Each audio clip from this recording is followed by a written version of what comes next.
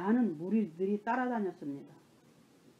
이들은 예수님을 따라다니면서 예수님께서 행하시는 놀라운 기적과 능력과 권세와 표적을 보았습니다. 오늘 본문에서도 보면은 무리들이 예수님을 찾아서 배를 타고 가버나움에 가서 바다 건너편에서 예수님을 만나서 랍비여 언제 여기 오셨나이까 물으니 예수께서 대답하시는 말씀을 여기에서 말씀하고 있습니다.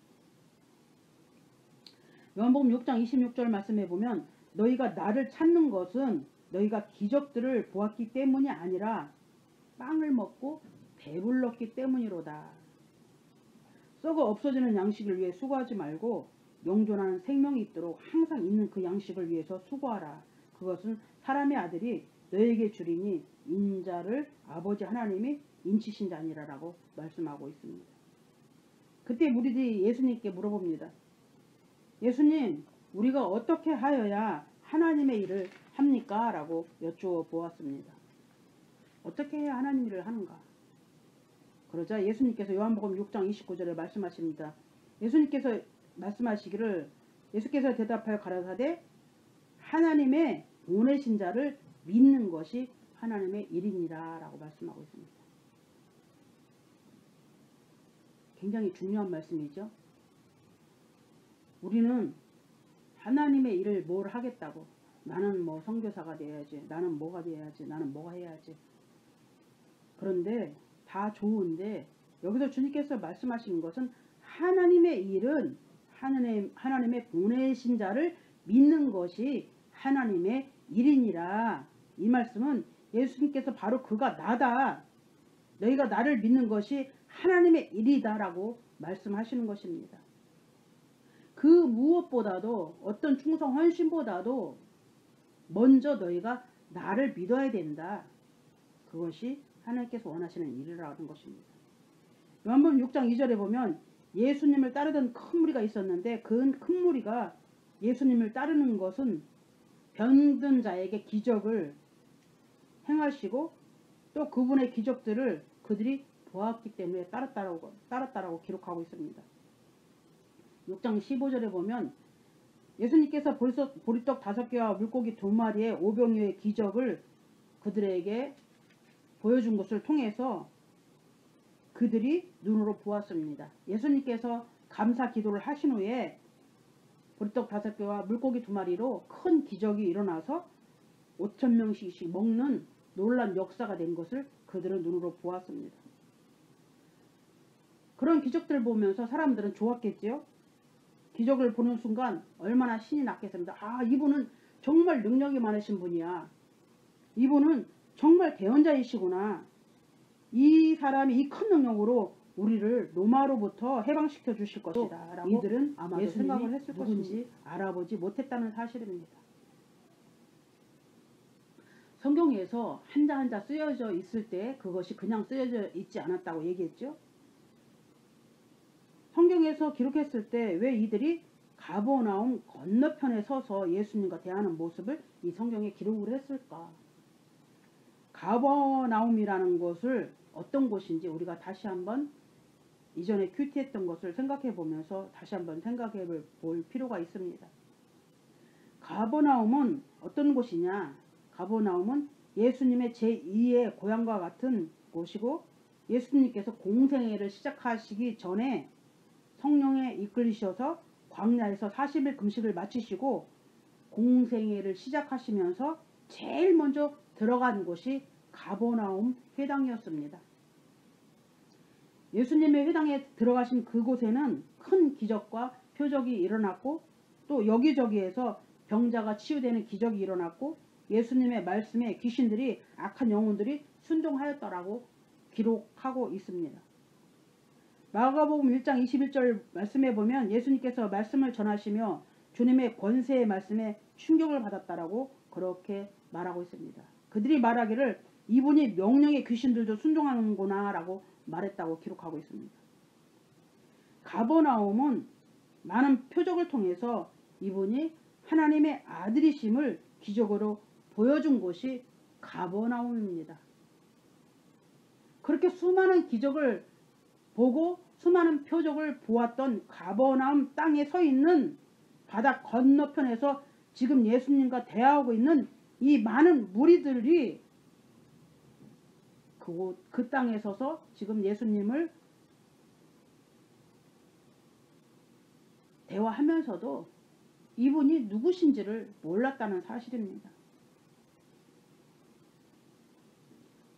이 사람들은 예수님을 알아보지 못했고, 이 말씀 중에서 보면은 모세 이야기를 하면서 자신들의 조상들은 광야에서 하늘에서 만나가 내려서 만나를 먹었다고 하면서 예수님께서도 어떤 기적을 보여달라는 그런 말투로 예수님과 대화하고 있는 것입니다. 끊임없이 기적을 요구합니다. 어떤 기적, 표적.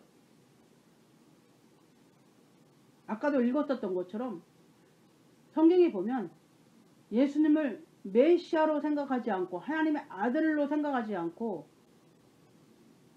대언자로 생각했더라. 혹은 선생이라고 부르고 있는 것을 볼 수가 있습니다. 이들이 모세의 이야기를 하면서 광야에서 만나를 내려서 먹었다는 이야기를 할 때 예수님께서 요한복음 6장 35절에 말씀하고 있습니다. 예수께서 이르시되 나는 생명의 떡이니 내게 오는 자는 결코 줄이지 아니할 터이요 나를 믿는 자는 영원히 목마르지 아니하리라. 나는 하늘에서 내려온 살아있는 떡이니 사람이 이 떡을 먹으면 영생하리라. 내가 줄 떡은 곧 생명을 위한 내 살이니라 하시니라 라고 말씀하고 있습니다. 킹제임스 성경에는 떡이 아니라 빵이라고 나오고 있죠. 예수님께서 주시는 떡을 먹는 자는 영원한 생명을 얻는다. 그 떡은 바로 나다. 나 예수다. 나를 믿는 자는 영원히 산다라고 하시는 말씀을 이 사람들이 이 말씀을 듣고서 그들은 예수님을 믿는 것이 아니라 성경을 자세하게 읽어보면 예수님께서 생명의 떡이라고 이 떡을 먹는 자는 영원히 산다고 그러니까 이 말을 듣고서 사람들이 이상히 여겨서 하나둘씩 예수님을 떠나갔다라고 기록이 되어 있습니다.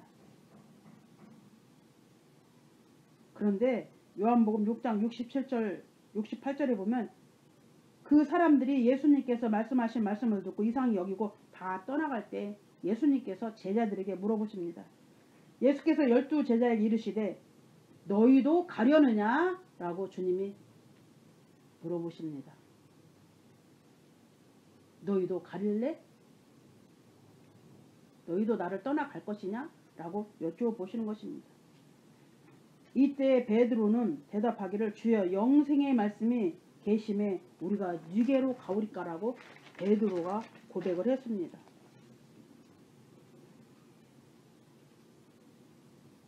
그리고 우리를 죄에서 구원해 주시는 그리스도 살아계신 하나님의 외아들이심을 믿고 확신한다라고 그렇게 고백을 했습니다.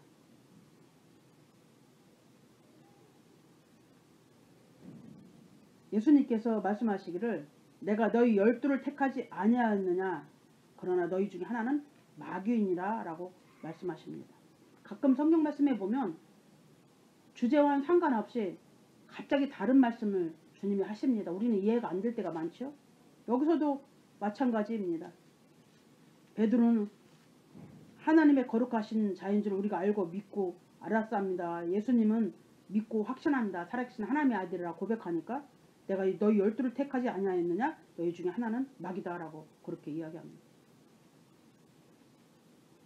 12 제자 중에 한 사람은 예수님을 배신할 것을 말씀하셨습니다. 중요한 말씀입니다.